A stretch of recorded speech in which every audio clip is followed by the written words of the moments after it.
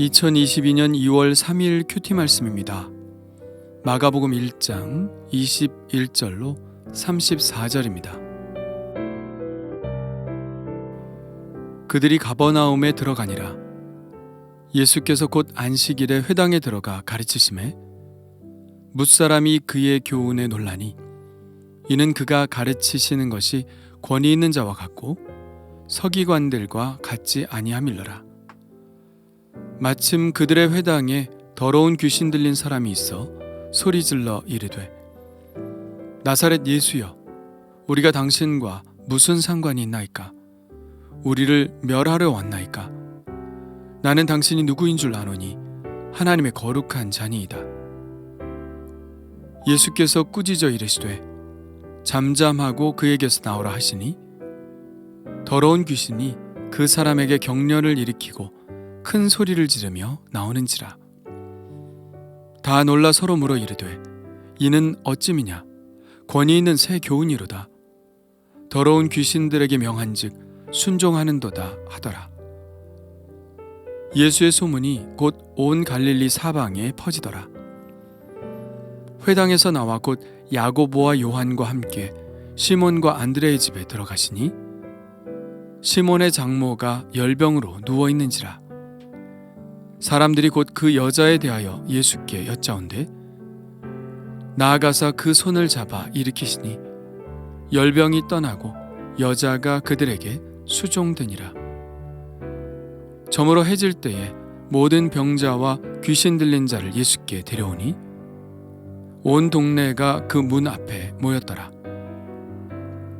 예수께서 각종 병이 든 많은 사람을 고치시며 많은 귀신을 내쫓으시되 귀신이 자기를 알므로 그 말하는 것을 허락하지 아니하시니라. 아멘.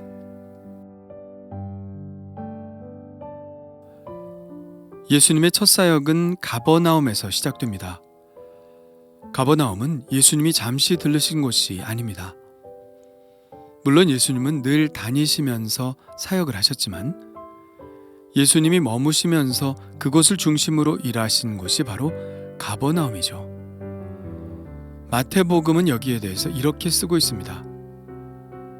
예수께서 요한이 잡혔음을 들으시고 갈릴리로 물러가셨다가 나사렛을 떠나 스불론과 납달리 지경 해변에 있는 가버나움에 가서 사시니 이는 선지자 이사야를 통하여 하신 말씀을 이루려 하심이라 일렀으되. 예수님이 가버나움에서 사셨다고 말씀하고 있죠. 그런데 가버나움을 중심으로 예수님이 사역을 하신 것이 선지자 이사야를 통하여 하신 말씀을 이루려 하심이라고 말씀하고 있는데요. 이것은 또 무슨 말일까요? 이사야가 한 예언의 내용은 이것입니다. 스불론 땅과 납달리 땅과 요단강 저편 해변길과 이방의 갈릴리여, 흑암에 앉은 백성이 큰 빛을 보았고 사망의 땅과 그늘에 앉은 자들에게 빛이 빛이었도다 하였느니라. 이 이사야의 예언은 이사야 9장 1절과 2절에 나오죠. 스불론과 납달리는 북이스라엘에게 속해 있던 지파의 이름입니다. 이 지파들은 북이스라엘이 주전 732년 아시리아인들에 의해 이방 땅으로 끌려갔고 그때 이래로 게네사렛 호수 인접 지역과 전체 갈릴리 땅에는 수많은 이방인들이 이주해서 살고 있었습니다. 하나님이 보시기에는 그야말로 흑암에 덮인 땅이 되었죠. 그러나 이사야 선지자는 이 이방 땅과 같은 갈릴리 사람들에게 언젠가 찬란한 빛이 비추게 될 것이라고 예언합니다. 바로 스불론과 납달리 지경 해변에 있는 마을이 가버나움이죠. 결국 마태복음 28장 마지막에 보면 예수님은 이곳 갈릴리에서 세상 모든 민족을 제자로 삼을 것을 말씀하십니다. 바로 이 가버나움 갈릴리에서부터 세상 모든 흑암에 사는 사람들을 구원하는 빛이 이르게 될 것이라는 말씀입니다.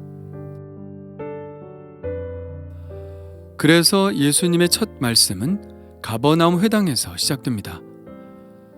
유대인들은 안식일마다 회당에서 예배를 드렸는데 그 예배의 중심은 성경을 읽고 그 성경의 말씀을 화두로 발언을 하는 것입니다. 이러한 권리는 30세 이상 된 모든 남자들에게 열려 있었죠. 그래서 예수님이 복음을 전할 기회를 얻게 된 것입니다. 예수님이 가버나움 회당에서 전한 본문이 어디인지, 어떤 말씀을 하셨는지는 여기에서는 소개하고 있지 않죠. 그러나 사람들의 반응이 나와 있습니다. 무사람이 그의 교훈에 놀라니 이는 그가 가르치시는 것이 권위 있는 자와 같고 서기관들과 같지 아니함이러라. 예수님이 가르치실 때 사람들은 예수님의 말씀에서 어떤 권위를 느꼈습니다. 권위란 이해하기 쉽게 가르쳤다는 말이 아닙니다. 말을 잘 한다는 의미도 아니죠. 권위란 그 말씀에 압도되어 그 말씀대로 순종하지 않으면 못 견디는 심정이 된다는 말씀입니다. 예수님의 권위를 알아본 것은 사람들만이 아니었습니다. 귀신도 예수님의 권위를 알아보았죠. 회당에는 더러운 귀신 들린 사람이 있었는데 이 예수님의 권위를 알아보고 소리를 질렀습니다. 나사렛 예수여, 우리가 당신과 무슨 상관이 있나이까? 우리를 멸하려 왔나이까? 나는 당신이 누구인 줄 아노니 하나님의 거룩한 자니이다. 귀신은 예수님을 하나님의 거룩한 자라고 칭했습니다. 여기서 거룩한 자란 구약 성경에 등장하는 성별된 자 혹은 구별된 자의 헬라어 번역입니다. 구약 성경의 성별된 자라면 우리는 나실인을 생각할 수 있겠죠. 삼손이나 사무엘처럼 태어날 때부터 하나님께 구별되어 바쳐진 사람들을 나실인이라고 했습니다. 그런데 참으로 절묘한 것은 귀신이 예수님을 부를 때 사용했던 나사렛 예수라는 호칭에서 나사렛이란 말이 나실인과 같은 어원을 가지고 있다는 사실이죠. 둘 다 나자르라는 공통의 어원을 가지고 있습니다. 그러니까 나사렛 예수요라고 부른 귀신은 단지 예수님이 태어나신 지명을 부른 것이 아니라 거룩하신 예수요라고 부른 중의적 의미가 있다는 것이죠. 사람들이 느끼기도 전에 귀신은 예수님의 오심을 통하여 하나님의 나라가 이미 가까이 온 것을 알았던 것입니다. 그래서 자기들이 설 자리가 점점 사라질 것이라는 위기감을 느낀 것이죠. 예수님은 귀신을 꾸짖으시며 잠잠하고 그 사람에게서 나오라고 명령하십니다. 귀신은 곧 이 예수님의 권위 있는 명령에 순종하죠. 더러운 귀신이 그 사람에게 경련을 일으키고 큰 소리를 지르며 나오는지라. 이 일이 벌어지자 예수님의 권위 있는 말씀에 한번 놀랐던 사람들은 이 권위가 실현되는 모습에 다시 한번 놀라게 됩니다. 그들은 말하죠. 이는 어찌미냐? 권위 있는 새 교훈이로다.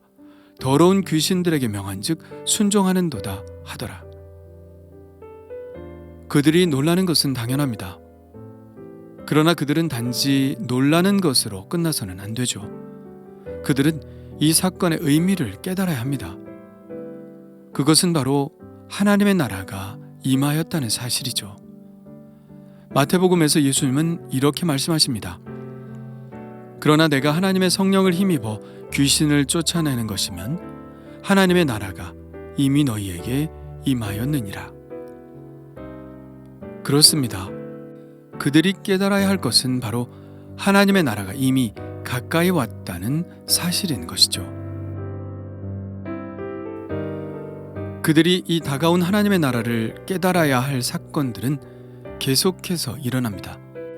시몬의 장모가 열병으로 누워 있었는데 예수님께서 그 손을 잡아 일으키셨죠. 이러한 소문은 금방 퍼졌겠죠. 해질 무렵이 되자 모든 병자와 귀신 들린 자들이 예수님의 앞에 서 있었습니다. 온 동네가 그 문 앞에 모였다고 하니 얼마나 많은 사람들이 모였을지 상상이 갑니다. 예수님은 각종 병이 든 많은 사람들을 고치셨고 또 많은 귀신도 내어 쫓으셨습니다. 이 치유의 사건들은 단지 그런 놀라운 기적이 일어났다는 식으로만 받아들여서는 안 됩니다. 이 사건들은 하나님의 나라가 임할 때 어떤 일이 일어나는지를 보여주는 사건이죠. 그렇다면 그들이 이제 해야 할 일은 무엇일까요? 예수님의 첫 설교를 기억해 볼까요? 때가 찼고 하나님의 나라가 가까이 왔으니 회개하고 복음을 믿으라. 예, 바로 이것이죠. 그들은 이제 회개하고 복음을 믿어야 합니다.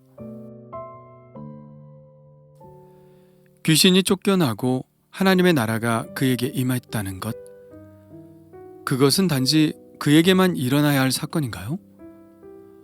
우리에게는 일어날 필요가 없는 사건인가요? 우리는 정상이라서, 우리는 질병에 걸리지 않아서, 그래서 하나님의 나라가 임하는 것이 필요하지 않을까요? 그런데 정말 그 귀신 들린 자만이 귀신 들린 것일까요? 귀신 들렸다는 말은 영어로 possessed라는 말로 표현됩니다. possess라는 말은 소유하다, 내 거다 이런 말이죠. 그 사람이 귀신의 소유가 됐다는 것을 말합니다. 귀신에게 묶였다, 사로잡혔다, 포로가 되었다는 표현을 쓰기도 하죠. 그래서 참 자신을 찾지 못하고 귀신이 움직이는 대로 쫓아가는 사람이 되었다는 것입니다. 그러면 우리는 어떤가요?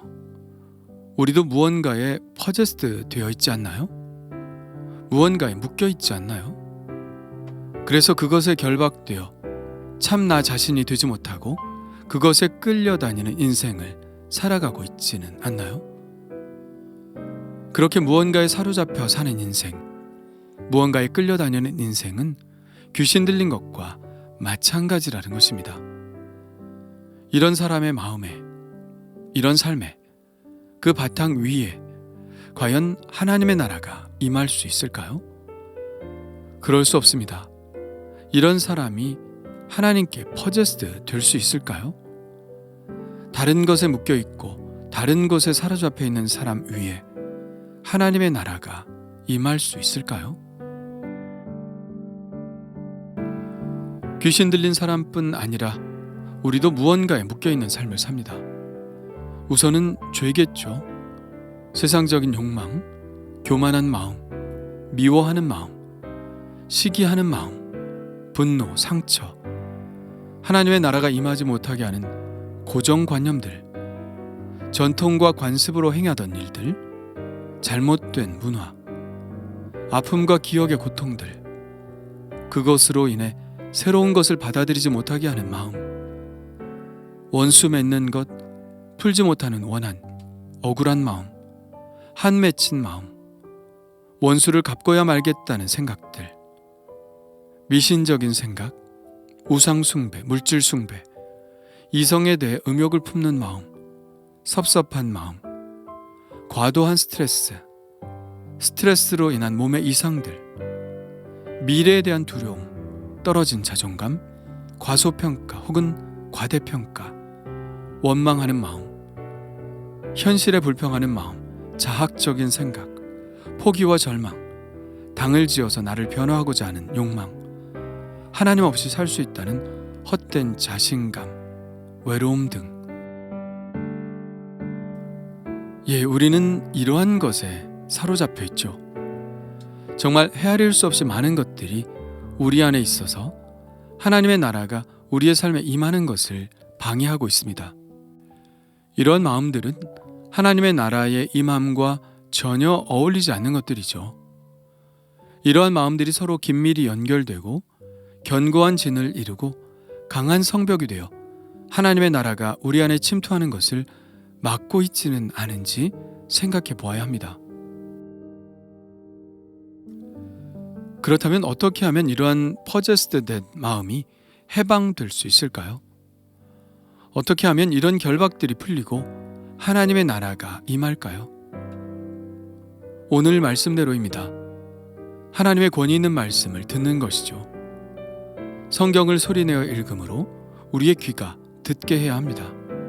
우리의 마음이 울리게 해야 합니다. 말씀으로 우리의 그 결박된 마음을 흔들어내야 합니다. 그리고 말씀이 우리 안에 있는 부당한 마음을 지적해 주시면 회개해야 하죠.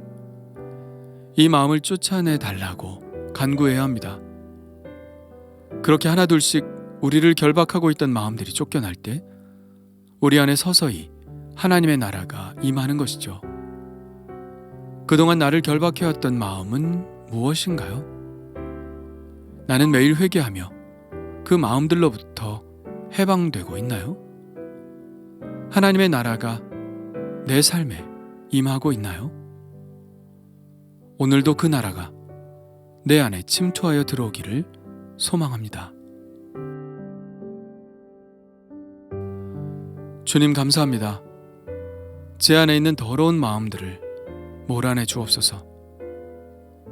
귀신에 들려있지는 않지만, 아니 그럴지도 모릅니다. 사탄의 시험에 넘어가 그가 원하는 대로 삶을 살도록 조종되고 있을지 모릅니다. 전에는 몰랐지만 하나님의 말씀이 들려질 때 저의 모습을 보게 될 줄 믿습니다. 결박을 드러내시고 회개를 통해서 끊어내게 하여 주옵소서. 하나님의 말씀을 또 들려주시고 또 들려주옵소서. 그래서 오직 나의 삶에 하나님의 나라가, 하나님의 나라만이 임재하시기를 원합니다. 오 주 예수여 오시옵소서. 예수님의 이름으로 기도합니다. 아멘.